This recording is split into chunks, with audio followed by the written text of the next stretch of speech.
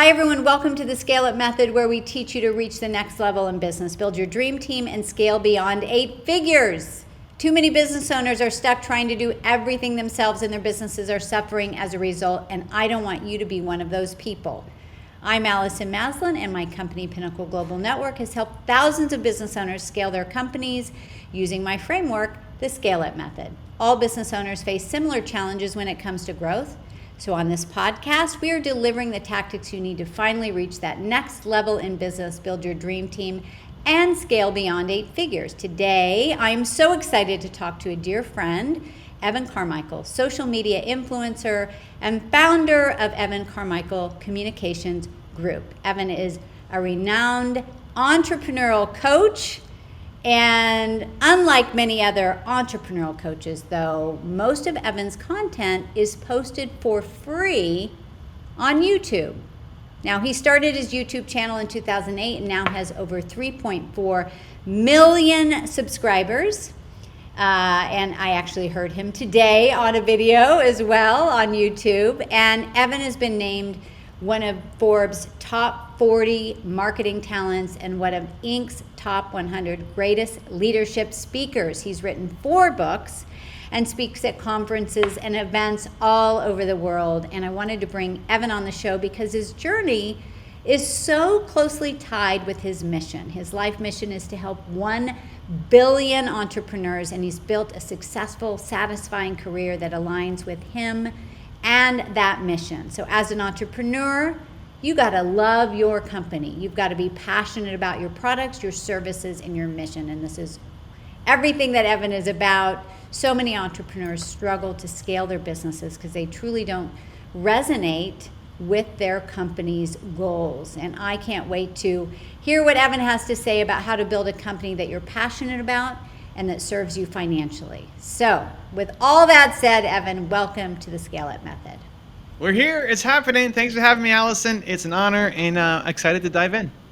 Yeah. So let's go back to the beginning of your entrepreneurial journey because it's so inspiring. You joined a software startup when you got to college, but it really struggled towards the beginning. What was keeping you at that time, if you could go back there for a moment, from reaching the success you wanted at that company?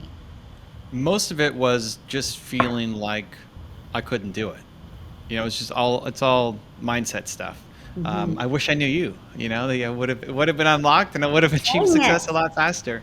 But I was 19, and I thought nobody would want to talk to a 19-year-old kid about their problems. And we had software that worked, but I was too embarrassed and ashamed and just afraid of letting people down, and thought that we're selling to scientists. It was scientific software. We're selling to scientists who were 2-3 times my age, had all these PhDs, and I felt like they wouldn't want to talk to me.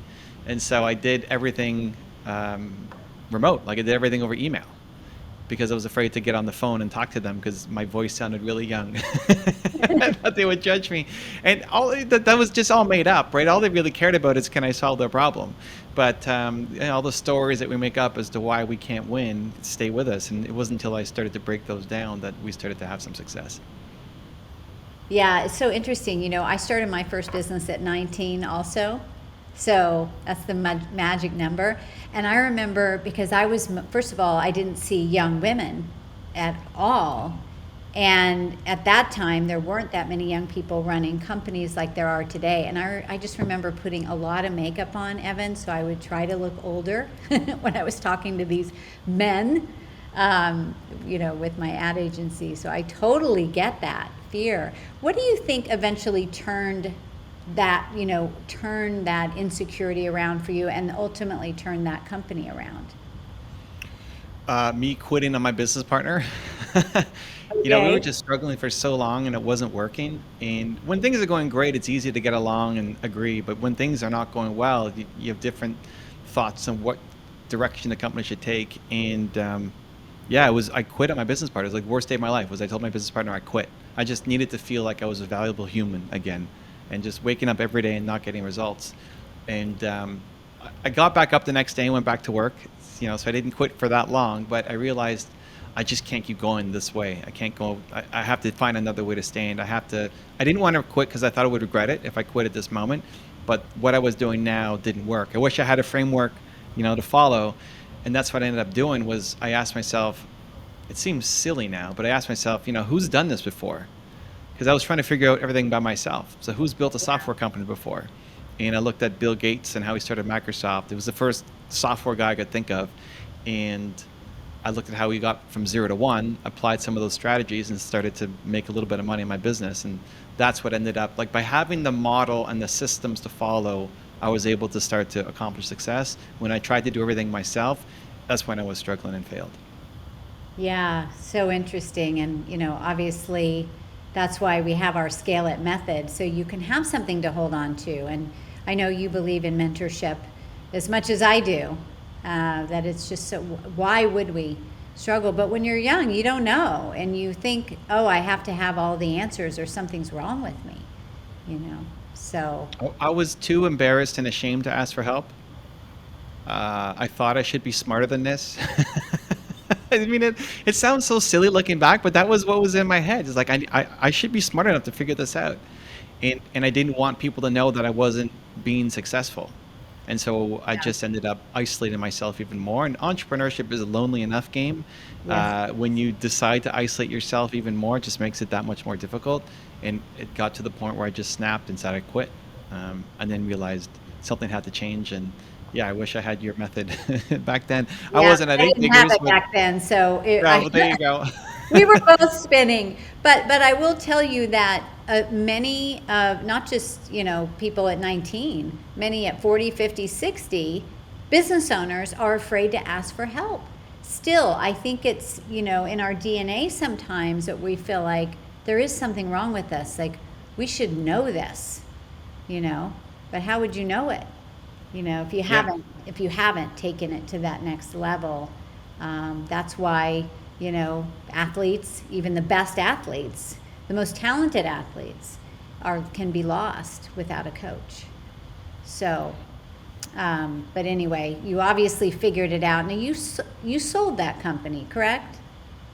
Yep, sold it when I was 22, then went into venture capital to learn how to raise money because I never had to raise money. We were at the point of to scale, do we raise money and build out a team and acquire a bunch of companies, do a roll-up strategy, or do we sell? And that was a hard choice, but we decided to sell. A big reason why was my partners wanted to get to the US, and that was the easiest way for them. We're in Canada, they wanted to live there, so that was the easiest way to do it. And then I went to venture capital for a couple of years, just learning the ropes of how to raise money, and then started creating content. And it started with my website, but then it transitioned to YouTube. In 2009, I think was the first video that I put up, and yeah, I've done a little bit since then. Just a little, and I want to get to that. But I want to talk about kind of a deeper why for you with this content, because I know for you it's not just putting up content. Like you really live and breathe what this is all about. Your entire career has been based upon your desire to help and believe in others.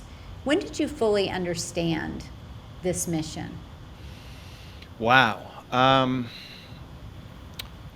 I was trying to find a mission statement for my company, a tagline for my website. So maybe I was in my late 20s. I was just trying to figure out what's my company motto. I didn't like what my company motto was. I forget what I had. It was a bunch of stupid stuff. But trying to find out what does my company stand for. And the more I looked into it, the more I realized this shouldn't be just what my company stands for. It should be what I stand for, me as a human, that then I bring to my company.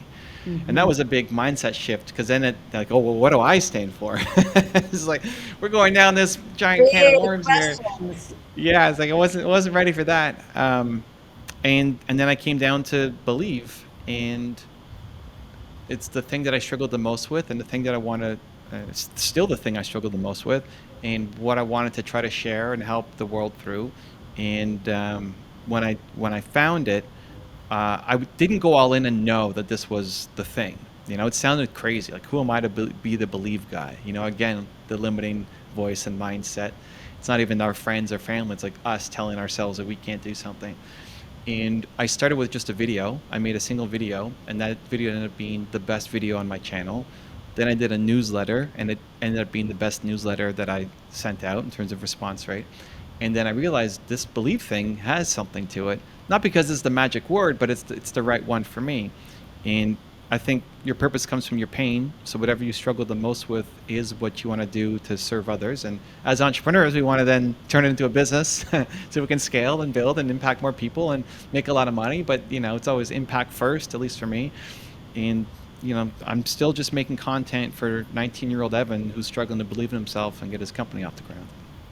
Yeah, that is so powerful. And it's true. It's exactly what I'm doing. My pain was totally burning out, running myself into the ground, running my first company back, in the early 20s. And now I help people create a company so that it can run without them. Isn't it interesting? I think that we wouldn't choose it to go through that pain.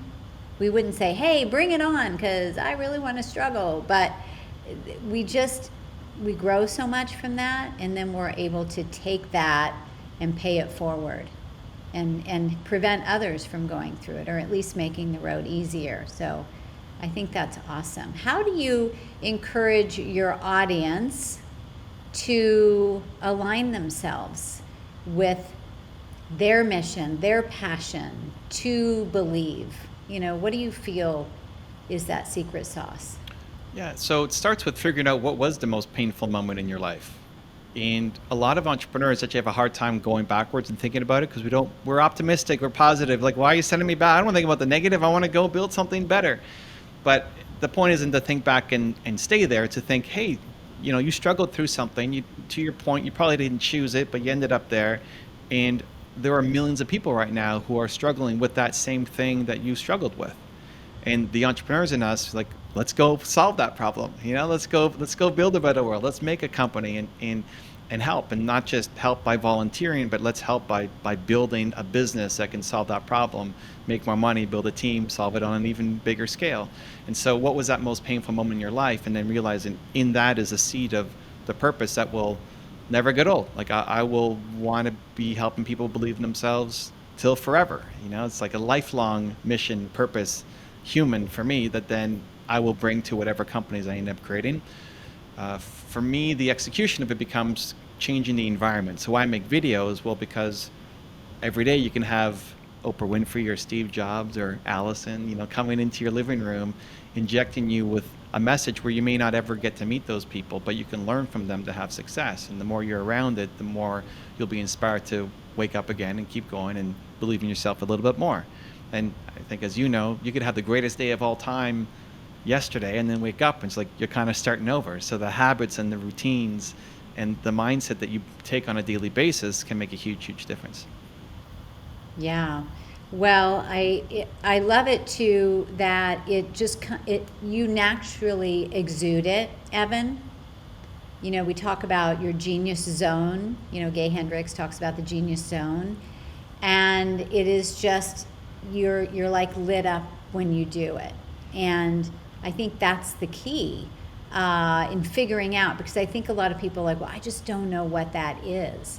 Why do you think, Evan, most people hold themselves back from, let's say, building a business, or even in the business they already have, focusing on what they're truly passionate about? It's just fear that it's not going to work out, fear that they will be seen, and fear that they won't be seen. Like, when people think about making YouTube videos, like, what if people watch the videos? And they get afraid, but they're also afraid that people won't watch the videos. It's like, well, what do you want? We're just living in fear all the time. And I'm introverted and shy, and like, you may not believe that in a session like this, and a lot of people don't believe it, but I am. But so how do you get in front of the camera? Every time I go on stage, I'm nervous to do it. It's service. Like, when you can focus on, I'm doing this for other people.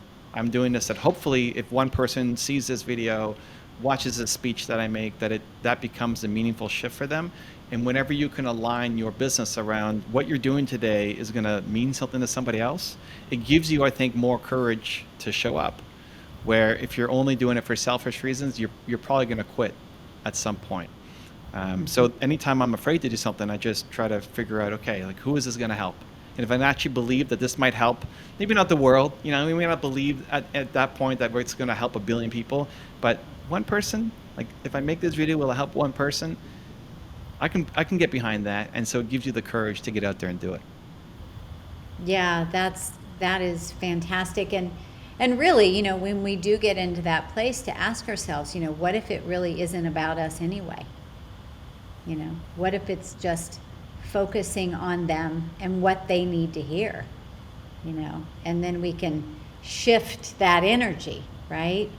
Now, I think some people ignore their true calling in favor of making money.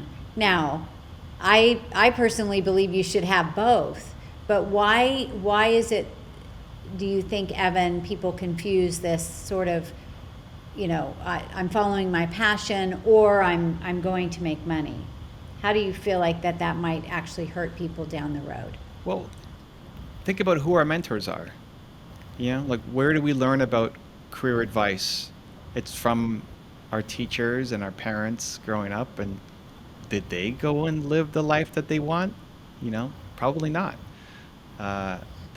It's different though now in that, I'm 42. The opportunities available to me at 42 compared to my parents at 42 are vastly different, right? Like now it's actually possible to go off and build the company and live the life that you want to live, where you had to be just insanely visionary and crazy to do it when my parents were my age.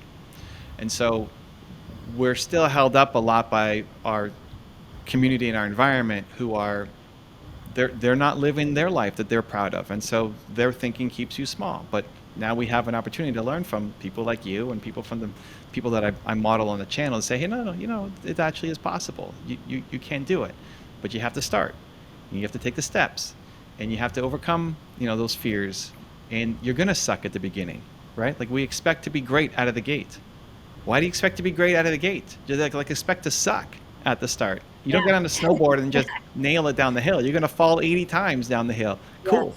It doesn't mean you suck as a human. This is what we as entrepreneurs really struggle with at the beginning when there's a failure, and I did too. Like, why did I quit on my business partner? Because the fact that I sucked in my company made me internalize it as I suck as a human. And I didn't want to feel like I suck anymore. So that's why I said I quit. But just because you failed at the beginning doesn't mean that you will fail as a person. You just have to keep going. Like, you learn from it and you keep going. All of your heroes, like anybody watching, whoever your heroes are, they started off with less than what you already have right now.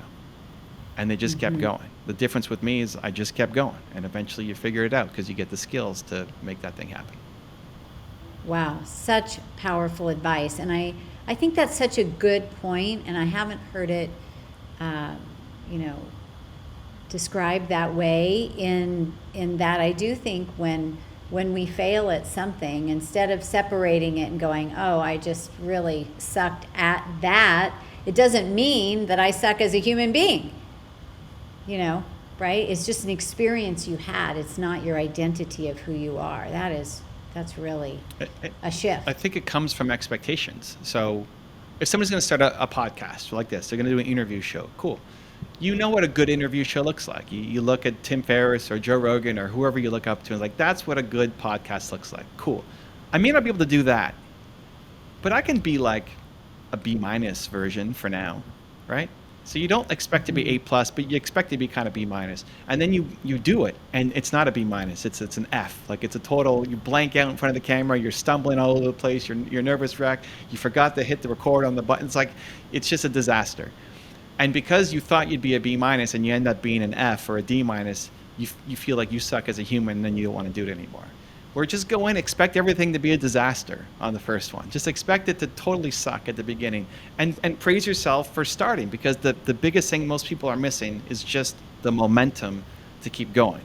Because episode 3 won't suck as much as 1, and 10 won't suck as much as 3, and you just slowly get better. And if you can just remember that you're gonna suck at the beginning, it's gonna be terrible, don't have any expectations, but if you love it and keep going, you'll get the skill set to go off and win. Evan, I wish I still had the video clips from my first, videotaping years ago. I was so bad. The director would say, okay, I need you to say da da da da da da. And I go, okay, got it. And then the camera would start and I would just freeze. I would remember, and I would forget it. And this went on all day long. It was so painful. But it really just has been doing it over and over and over for so many years. You're exactly right. Thank goodness I didn't stop then. So, but anyway, switching gears a little bit on the business side and how you have scaled your company. How do you do it when most of your content is free? How do you generate the bulk of your revenue? Yeah, I mean, I know we're already bumping up against the clock, so maybe we do a round two to dive deeper too. But think about whatever you're selling. For anybody listening, watching, you want to build a huge business. Whatever you're selling, you just put information in front of it. So if you are a coach, if you're a construction company, if you're a manufacturing company, like if you're selling B2B or B2C, there's always education in front of the sale. Most people are just selling one-to-one. Somebody calls and you close them, or you're at a trade show and you're closing people one at a time. What content allows you to do is sell one-to-many. So that entire education process, not in a salesy way, information, right? Like people are curious about your thing and you're going to educate them before they'll buy from you. And so treat YouTube, but any content you're making, as education in front of the sale. So the more people watch you, like you, know you, trust you, especially for entrepreneurs, your secret ingredient is your stories, your humanity is the reason why you started this business. You don't even have to be that, you don't need a professional setup like this. You don't have to have, the highest end camera and gear and lights. What matters is your story. Like you showing up as you. People buy from you because they love you and feel like you care about them, as opposed to some giant corporation who's going to treat them like a number. And so your biggest competitive advantage is your story and your heart. And getting that out with information leads to a flood of people coming in to discover you and end up wanting to work with your company. Yeah, that's so powerful. And, with over 3 million subscribers on YouTube, and as we wrap this up, can you just, if there were two things, Evan, that you would say, and I know there's many things that you've done, to scale that channel up so powerfully, what would you narrow down? Like 2 things, if you were going to be giving tips to those listening that really want to scale up their own YouTube. Whatever you want to sell, show me the process of you doing it. So if you're a business coach, show me you coaching. If you are making a specific product, show me you using the product. A lot of people feel like they have to do direct to camera stuff like this by themselves in their office, not even with a partner or co-host. Like I hate the idea of sitting in front of the camera and just talking. Cool, don't do that. Show me you doing the thing. Coaches should be doing coaching on camera. It's a lot more fun to do when there's somebody else involved, and it actually leads to more sales and engagement for what you're doing.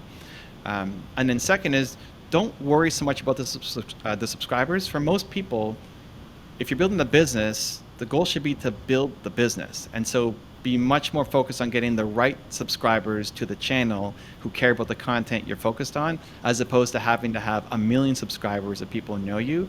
If you focus on the right people, we've got people who are making 6 figures a month off of the sales from their YouTube channel, and they have 300 subscribers, right? So there you go. Now you got a 7-figure business off of 300 subscribers, because you're making the right content for the right people and not obsessing over the wrong metrics of just gaining subscribers. Yeah, it's definitely the quality, not quantity in business, right? Otherwise, those people aren't going to hear you anyway. And so, and just quick on that, I know we got to go, but quality of thought, not quality of production. Okay. Most people think, it's got to be highly produced, and that's a quality video. It doesn't have to be, unless your business is video.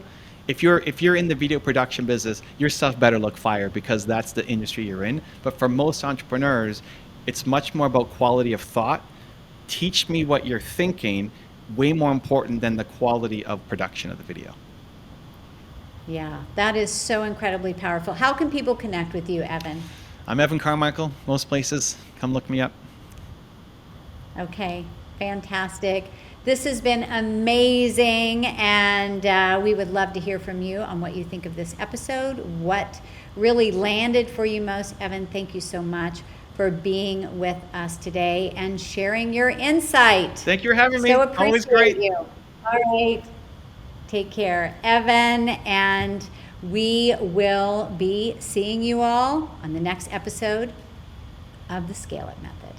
Hi, everyone. Thanks for listening to another episode of the Scale Up Method. A quick reminder about our free masterclass. If you want to build a scalable company that can thrive without you, and you're ready to get the support you need to do it, sign up for my masterclass today. And during our time together, I'll teach you the 5 critical phases you must know in order to scale to 8 figures and beyond. Head over to scalemasterclass.com/podcast to secure your seat, and I'll see you there.